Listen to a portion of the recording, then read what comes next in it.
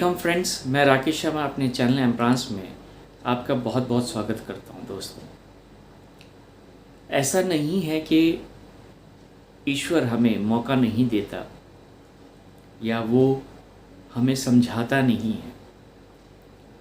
ईश्वर हमेशा एक मौका हर इंसान को देता है अपने जीवन में। दोस्तों, ये बात मैं आपसे क्यों शेयर कर रहा हूँ? क्योंकि आज मैं आपको आने वाले 2 साल जो ये दुनिया फेस करेगी वो मैं आपको बताने वाला हूँ। दोस्तों,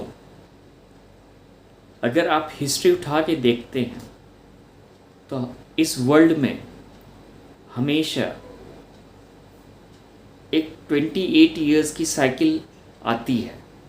लगातार 28 to 30 इयर्स की साइकिल रिपीट होती है।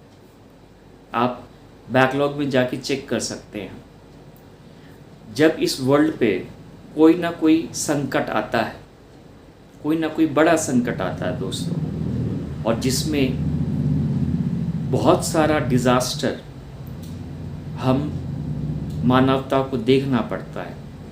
लेकिन जैसे जैसे ये 30 और 28 से 30 साल की साइकिल आगे बढ़ रही है, मतलब जैसे 1960, देन 1990, देन 2020, तो इसकी जो इंटेंसिटी है, जो डिज़ास्टर की इंटेंसिटी है, वो राइज अप हो रही है, इंक्रीज़ होती जा रही है।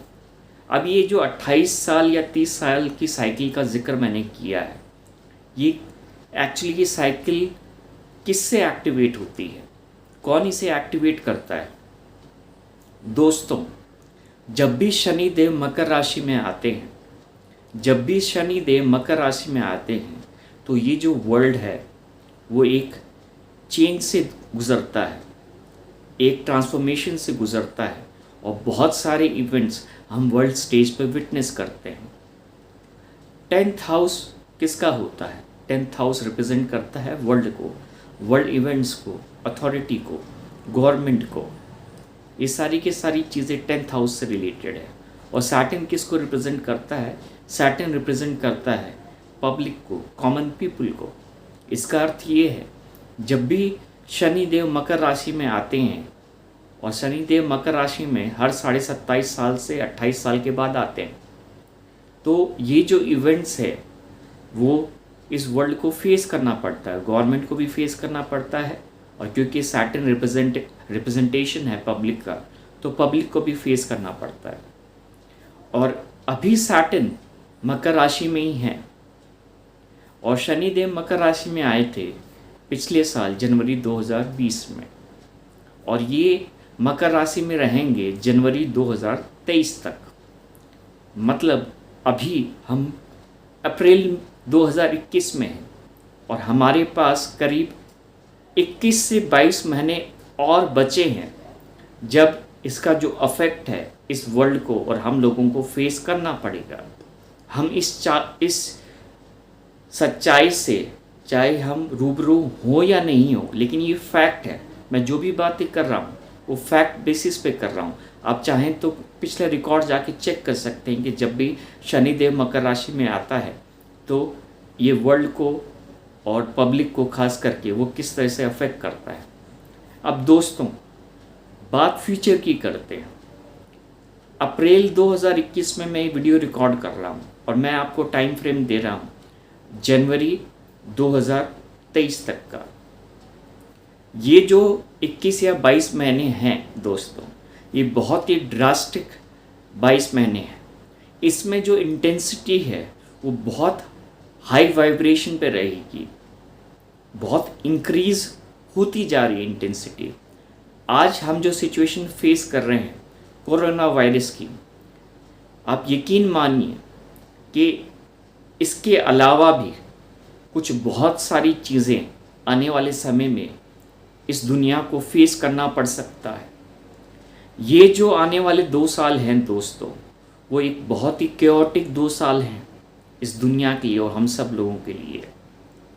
दोस्तों, जब तक शनि देव मकर राशि में हैं और जब तक उनका मूवमेंट कुंभ राशि में नहीं हो जाता, हमें वाकई एक ड्रास्टिक चेंज से गुजरना पड़ेगा।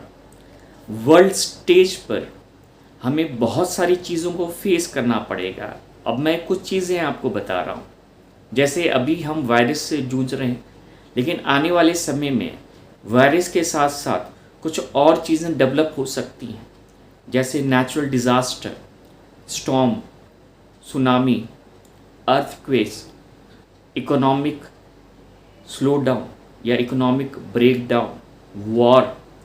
ऐसे कई सिनारियोज़ हैं जो आने वाले 2 साल में हो सकते हैं।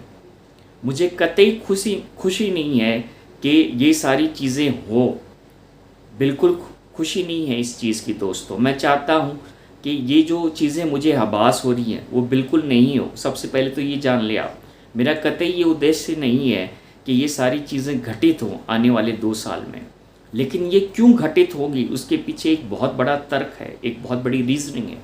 और रीजनिंग ये है दोस्तों, क्योंकि मैंने हमेशा आपसे कहा है कि अभी जिस समय में हम हैं ये एक संधि काल है। संधि काल का मतलब ये है कि कलयुग और सतयुग का बीच का समय है ये, उसको संधि काल कहा जाता है।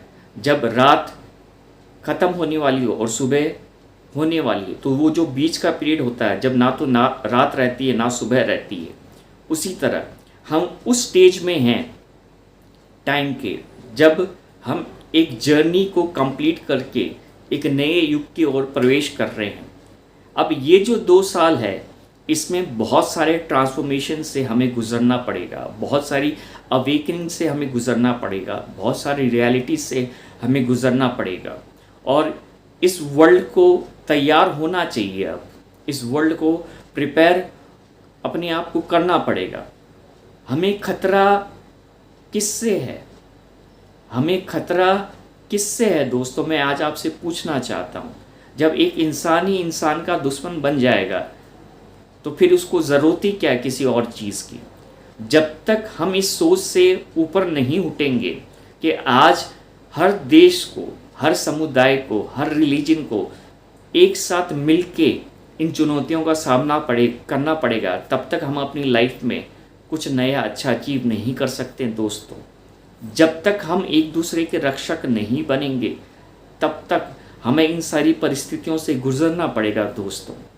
मैं जो भी बातें आपसे कह रहा हूँ वो इसलिए कह रहा हूँ क्योंकि आने वाले समय में हमें ये सोच मजबूर करने वाली है कि हम आखिर जी किस लिए रहे हैं और किसके लिए जी रहे हैं दोस्तों। अगर इंसान को हमेशा मौत का खौफ रहेगा तो फिर उसके जीने का क्या फ़ायदा, उसका जीने का क्या उद्देश्य है दोस्तों। इस वीडियो को आप इस रूप में लीजिए और ईश्वर से ये प्रार्थना कीजिए कि जो भी ये ट्रांसफॉर्मेशन की स्टेज से ये वर्ल्ड गुजर रहा है उसमें हर एक इंसान को एक सद्बुद्धि दे, हर एक गवर्नमेंट को, हर एक कंट्री को ये सोच दे कि it's the time to unite, not to divide. It's the time of creation and not destruction, my friends. And this is what the world has to understand, the government has to understand, and even the public have to understand. The coming 2 years of this world are very drastic, my friends. And I pray to God, मैं ईश्वर से प्रार्थना करता हूँ कि जो भी संभावनाएं मुझे दिखाई दे रही है या जो महसूस हो रही है ऐसा कुछ नहीं हो। मैं बिल्कुल ही अंतरात्मा से प्रार्थना करता हूँ दोस्तों। लेकिन अगर इनमें कुछ भी सच्चाई रही और ये इवेंट्स अगर वैसे ही होंगे जैसी मुझे कल्पना हो रही है तो आप यकीन मानिए हम सब लोग फिर उभर नहीं पाएंगे। इसलिए मैं आपसे बार बार एक ही चीज़ कहता हूँ कि ये जो करंट सिचुएशन है इसमें सिर्फ ईश्वर ही हमें उभार सकता है। आप चाहे उसे किसी नाम से पुकारें, वो महत्व नहीं रहता, लेकिन आप सबको ईश्वर से प्रार्थना करनी है कि इंसानियत को ये दिन नहीं दिखाए दोस्तों। क्योंकि जब हर एक इंसान के हाथ उठेंगे, हाथ जुड़ेंगे उसके लिए, उस प्रार्थना के लिए, तो यकीन मानिए प्रार्थनाओं का असर होता है।